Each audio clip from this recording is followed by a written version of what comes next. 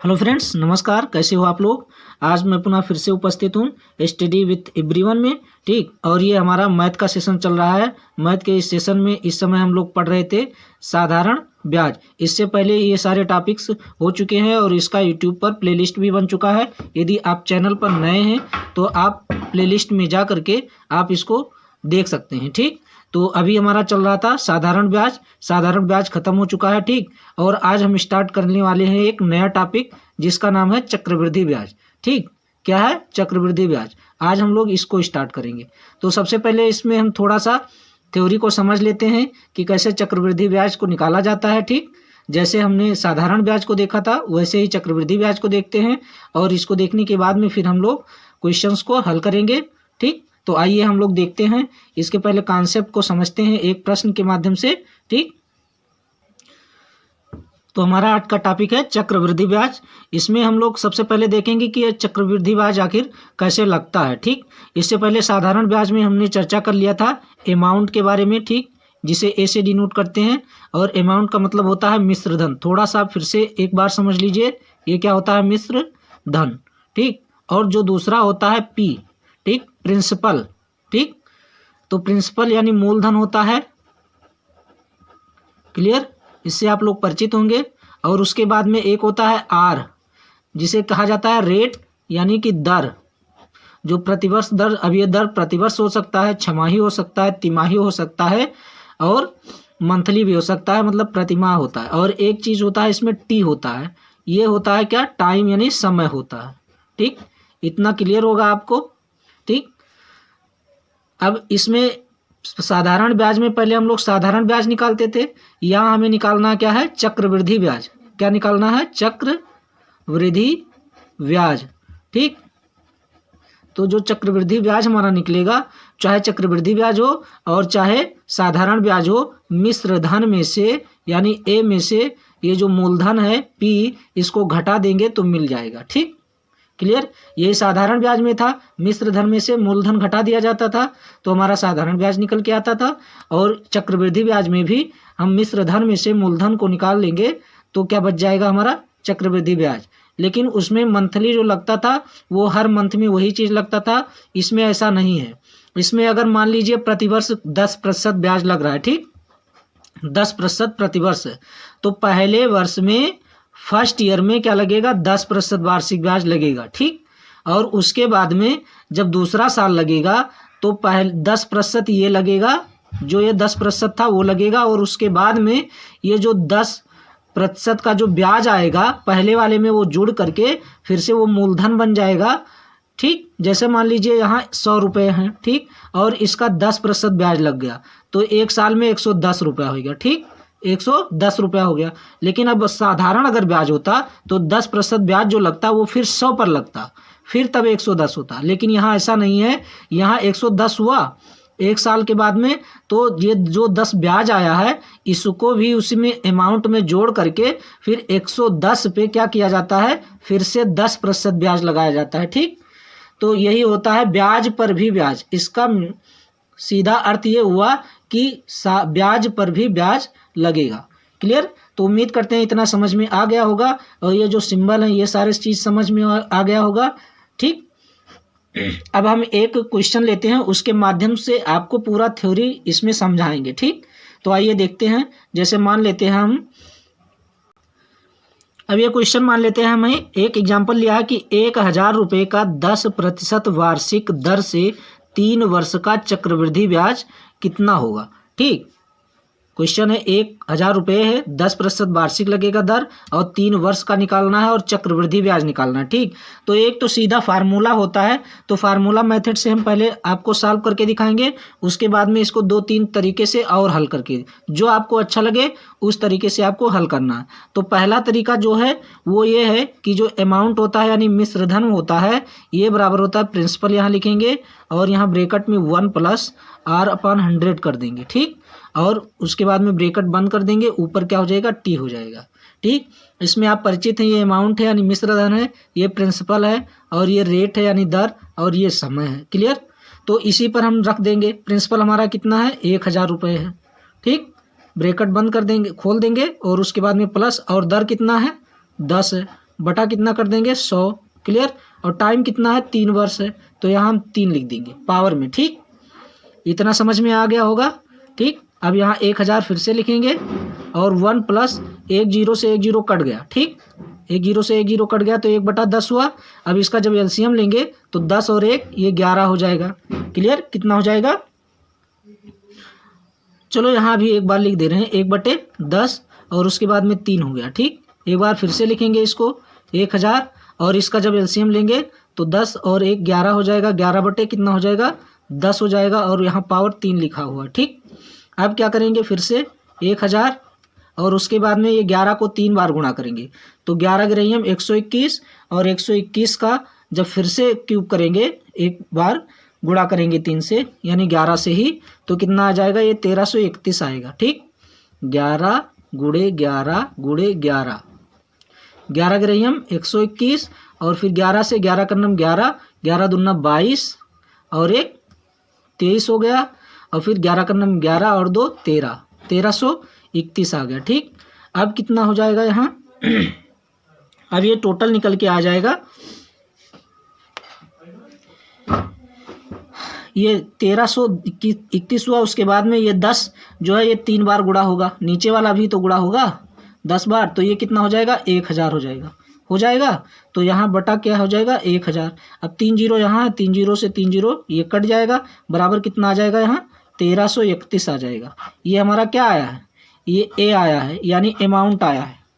ठीक, हमें निकालना क्या था इसमें, चक्रवृद्धि ब्याज निकालना था। तो चक्रवृद्धि ब्याज निकालने के लिए क्या करेंगे हम, कंपाउंड इंटरेस्ट जिसको कहते हैं चक्रवृद्धि ब्याज, इसको निकालने के लिए हमने बोला था पहले ही ए में से पी हटा देंगे। ठीक, तो ये हमारा कितना है, अब ये आ गया है 1331। इसमें से पी हटाना है, पी कितना है 1000 है। ठीक, अब कितना बचा यहाँ 331 रुपये, ये हमारा क्या आ गया आंसर। ये कंपाउंड इंटरेस्ट है। ये तो है फार्मूला बेस्ड, तो इतना लंबा हो गया तो एग्जाम हॉल में इस तरह से हम लोग सॉल्व करेंगे तो मुश्किल है, सारे सवालों को हल नहीं कर सकते हैं। ठीक, बहुत समय हो जाएगा। ठीक, और एग्जाम में समय का बहुत अभाव होता है तो इसको इस तरह से हम नहीं हल करेंगे, इसको दूसरे तरीके से हल करेंगे। ठीक, तो आइए इसको हम दूसरे तरीके से हल करते हैं। अब जो हमारा दूसरा तरीका है उसको हम देखेंगे। जैसे यहाँ रेट दे दिया है, रेट कितना है 10%। ठीक, 10% है, प्रतिशत में हमने बता दिया था ये प्रतिशत हटेगा तो ये कितना हो जाता है 10/100 और उसके बाद में इसको हम काट देंगे तो कितना आएगा 1/10। अब ये 10 हमारा क्या हो गया मूलधन हो गया। ठीक, और उस पर एक ब्याज मिला है 1 वर्ष पर, तो ये कुल मिला के मिश्रधन कितना होगा 10 और 1 11 हो जाएगा। होगा कि नहीं, तो हो जाएगा। तो यहाँ 10 नीचे रहेगा, ये मूलधन हुआ और ये मूलधन 10 से 1 वर्ष में कितना हो गया 11 हो गया। ठीक, और ये कितने वर्ष में है 1 वर्ष हो गया, यहाँ 3 वर्ष है तो इसको हम 3 बार करेंगे। फिर मूलधन कितना है 10, 10 से कितना हो गया 11, फिर मूलधन कितना है 10, 10 से कितना हो गया 11। ठीक, अब इसको हम क्या कर देंगे आपस में गुणा कर देंगे तो ये 1 और यहाँ 000 हो जाएगा। उसके बाद में 11 का 3 बार जब गुणा करेंगे तो ये 1331 आएगा। ठीक, अभी इससे पहले गुणा किए थे। ठीक, अब हम देखते हैं इन दोनों का अंतर कितना है। तो यहाँ 1000 है, यहाँ 1331 है, तो यहाँ 300 कितना आया 331 आ गया। ठीक, अब ये हमारा क्या है मूलधन है। ये मूलधन कितना था 1000, ये कितनी बार गुणा है 1, तो हमें निकालना क्या है ब्याज ही निकालना है, तो इसमें 1 बार गुणा कर देंगे। ये 1000 का कितना गुना है 1 गुना, तो यहाँ भी 331 आ जाएगा। ये हमारा क्या हो गया आंसर हो गया। क्लियर, यहाँ नहीं दिख रहा है तो इसको थोड़ा सा ऊपर हम कर दे रहे हैं। ठीक, क्लियर, ये हो गया। अब हम देखते हैं इसको और एक और तरीके से लगा सकते हैं। ठीक, जैसे यहाँ इसी चीज़ को हम देखते हैं। यहाँ जैसे ये 10 से 11 हुआ है, 10 से 11 हो रहा है, 3 बार हो रहा है ना, तो यहाँ 11/10 करेंगे, गुणे 11/10 करेंगे और गुणे में 11/10। क्लियर हो गया। अब ऊपर का गुणा कर देंगे तो ऊपर का गुणा कितना आएगा 11 ग्रहियम 121, 121 ग्रहियम 1331 हो गया और नीचे कितना आ गया 1000। ठीक, अब दोनों का अंतर कितना है, अंतर कितना है 331 रुपये। ठीक, यही क्या हो जाएगा आंसर हो जाएगा। ये हमारा क्या हो गया ये हो गया चक्रवृद्धि ब्याज हमारा आ गया। इसको एक और तरीके से रेशियो मेथड से हम लोग सॉल्व कर सकते हैं, तो आइए उसको हम लोग देखते हैं। इसमें जो हमारा थर्ड मेथड होगा वो रेशियो मेथड होता है। उसमें ये होता है कि 2 वर्ष, अगर 2 वर्ष का हमें निकालना है तो इसमें एक रेशियो होता है 2:1। इसको याद रखना है, ठीक। अगर 3 वर्ष के लिए है, इसको याद करना पड़ेगा आपको, तो ये 3:3:1 होता है, ठीक। यदि 4 वर्ष के लिए है, इसको आपको याद करना पड़ेगा, तो ये होगा 4:6:4:3 होगा, ठीक। इस चीज़ को आपको याद करना पड़ेगा। अगर ये चीज़ याद है तभी ये मेथड लगेगा, और नहीं तो नहीं लगेगा, ठीक। अब कैसे लगेगा? अब 3, इससे ज़्यादा आता भी नहीं चक्रवृद्धि ब्याज में, बस 2 वर्ष 3 वर्ष का आता है मैक्सिमम, वैसे 4 कहीं आ जाता है, नहीं तो यहीं तक काम हो जाता है, ठीक। 2 वर्ष या 3 वर्ष, तो यहाँ पर 3 वर्ष है ना, तो 3 वर्ष के लिए होगा क्या, यहाँ 3 वर्ष के लिए जैसे 1000 था 1000 था, और इस पर दर कितना था, 10% था, तो 10% निकाल देंगे। अब 10% जब निकालेंगे तो 2 जीरो से 2 जीरो हट जाएगा, यहाँ कितना आएगा, 100 आ गया। अब 100 में 3 वर्ष वाला है तो 3 से गुणा कर देंगे एक बार, यहाँ क्या कर देंगे, 3 से गुणा कर देंगे, यहाँ कितना आ गया, 300, ठीक। अभी थोड़ा सा लंबा चौड़ा लग रहा होगा, जब प्रैक्टिस हो जाएगी तो बहुत छोटा लगेगा, ठीक। उसके बाद में अब ये जो 100 है, इसका हम एक बार क्या करेंगे, यही तो ब्याज आया है पहले वर्ष का, तो इस पर भी 10% का क्या लगेगा, ब्याज लगेगा। तो फिर 2 जीरो कट जाएगा यहाँ से, यहाँ कितना आ गया, 10 आ गया, ठीक। और ये गुणा हो जाएगा 3 से, अभी एक 3 से गुणा हुआ है, दूसरी बार दूसरे 3 से, तो 10 तियाँ 30 हो गया, क्लियर। अभी एक बार और करना है, ठीक। तो अब कितना है, यहाँ 10 है, तो इस 10 पर भी ब्याज लगेगा, तो 10 का 10%, ठीक। ये दोनों कट गया, 1 यहाँ कितना आ गया, 1 आ गया, ठीक। अब 1 का गुणा किससे हो जाएगा, 1 से, मतलब 1 बराबर 1। अब इसी को हमें क्या कर लेना है, जोड़ लेना है, तो 30 ये 30 और 1 31 और 300 ये हो गया 331। ये क्या हो गया, हमारा कंपाउंड इंटरेस्ट यानी चक्रवृद्धि ब्याज हो गया, ठीक। तो इस तरह से ये कई मेथड से सॉल्व हुआ, जो मेथड आपको अच्छा लगे उसको आप फॉलो कर सकते हैं, ठीक। उस तरीके से आप लोग लगाइए। अब एक क्वेश्चन और हम लोग देखते हैं। नेक्स्ट क्वेश्चन हमारा है कि सुरेश ने 8,000 रुपये 10% की दर से 2 वर्ष के लिए उधार दिया, ठीक। अमाउंट कितना है, अमाउंट नहीं, ये प्रिंसिपल है, मूलधन कितना है 8,000, और रेट क्या है 10% की दर से, और टाइम क्या है 2 वर्ष के लिए उधार दिया, ठीक। तो 2 वर्ष बाद उसे चक्रवृद्धि ब्याज, यहाँ कंपाउंड इंटरेस्ट को निकालना है, क्योंकि वही चीज़ हम लोग पढ़ रहे हैं, के रूप में उसे कितने रुपए 2 वर्ष बाद मिलेंगे, ठीक। तो टोटल नहीं पूछ रहा है, यहाँ चक्रवृद्धि ब्याज पूछ रहा है, ठीक। और चक्रवृद्धि ब्याज को अगर अमाउंट इसमें जोड़ दिया जाएगा प्रिंसिपल में, तो वो अमाउंट आ जाएगा, यानी क्या नाम है, मिश्र धन निकल के आएगा। तो हमें निकालना क्या है, चक्रवृद्धि निकालना है, ठीक। चक्रवृद्धि ब्याज कितना होगा, तो एक तो तरीका है इसको, जैसे मिश्र धन बराबर, हम यहाँ कितना है मूलधन 8,000 रुपये है, ठीक। 8,000 का पहले क्या है 10 है, ठीक। तो इसका हम 110% निकालेंगे। अब 110% क्यों कहते हैं, ये आपको प्रतिशत में बताया गया है, ठीक। जैसे अमाउंट का कोई भी चीज़ है उसका 10% निकालना है, और वो उसी में जुड़ के आए तो 110 कर देंगे, क्योंकि ये वैल्यू अपने आप में 100% है, और 10% इसको ज़्यादा मिलेगा तो 110% हो जाएगा, ठीक। 1 वर्ष के लिए है तो 1 बार, और 2 वर्ष के लिए है तो इसको हम क्या करेंगे, 2 बार गुणा करेंगे, ठीक। या इसको हम डायरेक्ट 11/10 भी लिख सकते थे, 11/10, क्योंकि यही 110 जो होता है वो बटा 100 होता है, 0 0 कट जाता है, तो फिर वही क्या बचा, वही बच गया 11/10 गुणे 11/10, ठीक। तो ये हो गया। उसके बाद में अब हम इसको क्या कर देंगे, काट देंगे, 1 शून्य से ये कट गया, 1 शून्य से ये, 2 शून्य यहाँ है तो 2 शून्य इसका भी कट गया, ठीक। अब 11 और 11 का गुणा कितना हो जाएगा, 121, ठीक। अब यहाँ 80 है तो 1 जीरो यहाँ पहले हम लगा देंगे, उसके बाद में 8 कन्नम 8, 8 दूनी 16 के 6, 8 कन्नम 8 और 1 9, कितना आ गया हमारा मिश्र धन 9,680। और हमें ब्याज पूछा है ना चक्रवृद्धि, तो इसमें से हम प्रिंसिपल को हटा देंगे। अब इसी में से क्या कर देंगे, 8,000 को हम घटा देंगे, तो अब यहाँ कितना आ जाएगा 680 रुपये आ जाएगा, सॉरी 1,680 रुपये आ जाएंगे, ठीक। 9,000 है ना, 1,000 ये हो गया, 680 हो गए, क्लियर। इतना रुपया हमें मिल गया कंपाउंड इंटरेस्ट के रूप में, क्लियर।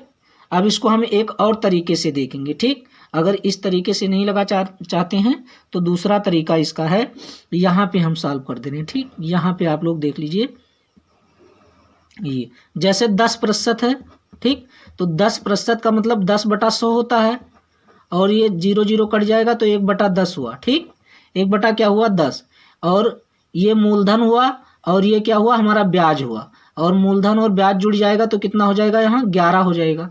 तो पहले वर्ष में मूलधन 10 था, बाद में कितना हो गया 11 हो गया। क्लियर, इसको थोड़ा सा इधर कर लें, दिख रहा है अब। और दूसरे वर्ष में 10 से कितना हो गया 11 हो गया। क्लियर, अब इसको हम क्या कर देंगे आपस में गुणा, 10 दहम 100 हो गया, 11 ग्रहियम 121 हो गया। हमसे पूछा क्या है, चक्रवृद्धि ब्याज, तो हम इसका अंतर निकाल लेंगे। अंतर कितना है 21, अंतर यही तो है 21 है, और इस 100 की वैल्यू कितना है 8000 है। हमारे हिसाब से मूलधन कितना है 100, लेकिन यहाँ दिया कितना है 8000 है। 8000 मूलधन है, इसको थोड़ा सा ऊपर कर लें, दिखाई नहीं दे रहा। ठीक, अब दिखाई दे रहा, ये 8000 हो गया। क्लियर, तो ये 100 का कितना गुना है 80 गुना है कि नहीं है 80 गुना। ठीक, जब मूलधन 80 गुना है तो ये जो है हमारा जो ब्याज आएगा ये भी 80 गुना होगा। ठीक, अब ये 80 गुना हो जाएगा तो 1 0 है, इसको हम 0 पहले लिख देंगे, और 21 और 8 का गुणा कर देंगे तो 8 एकन्नम 8 और 8 दूनी 16। क्लियर, कितना आ गया हमारा ब्याज। अब हमें यहाँ मिश्रधन निकालने की कोई ज़रूरत नहीं है। ठीक, हमें चक्रवृद्धि ब्याज पूछा है तो चक्रवृद्धि ब्याज ये जो अंतर है ये आ गया, और ये हमारा चक्रवृद्धि ब्याज 1680 बन गया। इससे पहले भी 1680 आया था। ठीक, तो अगर इस तरीके से लगाना चाहें तो इस तरीके से लगा सकते हैं, इस तरीके से लगा, जो अच्छा लगे उस तरीके से लगा सकते हैं। ठीक, तो टाइम ज़्यादा हो रहा है, ठीक, वीडियो अपलोड करने में दिक्कत होगी, तो इसलिए अब मिलते हैं फिर नेक्स्ट वीडियो में। तब तक के लिए नमस्कार।